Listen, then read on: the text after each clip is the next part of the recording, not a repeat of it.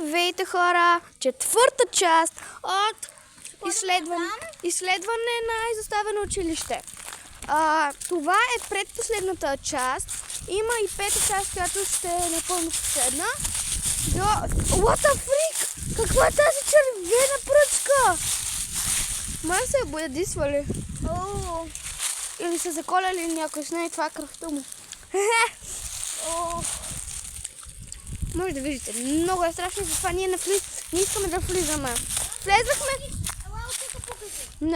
Не страхме много. Много страшни хора. Това е като хорор филм.